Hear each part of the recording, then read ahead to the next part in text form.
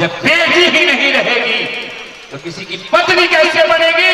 अगर किसी की पत्नी नहीं बनेगी तो आपके घर का वंश कौन बढ़ाएगा? अरे वो तो किसी की बेटी है, मत मारिए। उठाए भैया, हमार जान बचाला, हमार जान बचाला है भैया, हमार जान खतरा में बा। तू के हो? कहाँ बाड़ा? काहे जान खतरा में बा?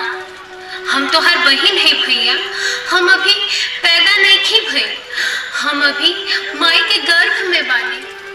काहे रोवत बाड़ू बहिन?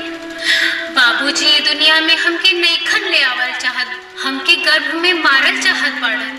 हम ऐसा ना होके दे बहिन। आज माई के लेके डॉक्टर के यहाँ जाए वाला बाड़न, आज हमार जान चल जाए, हम तो उससे मिल न पाए। अब हमार जान तोहरे हाथ में बाए भैया, हम दुनिया देखल चाहत बानी और तोहके राखी बांधल चाहत बानी। हम ऐसा ना होके दे बहिन, तू हमरा के जरूर राखी बांधेगी। पापा पापा उठा। का भाई बेटा? मम्मी मम्मी तू वो उठा। हाँ बेटा बोला। तो हम लोग से एक बात पूछे के बा। पूछा बेटा। पूछा बेटा।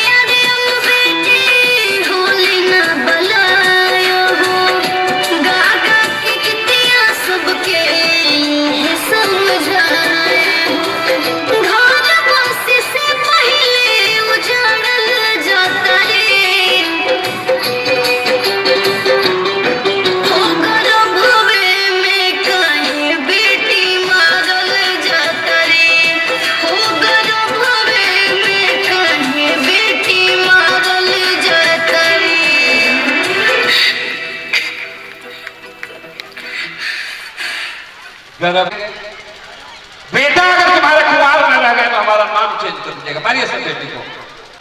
और जब बेटी ही नहीं रहेगी तो किसी की पत्नी कैसे बनेगी? अगर किसी की पत्नी नहीं बनेगी तो आपके घर का वंश कौन बढ़ाएगा? अरे वही तो किसी की बेटी है। मत मारिए, कभी सोचिए मत दिमाग में, अरे हम तो भगवान से बेटी सड़क मांगते रह गए नहीं।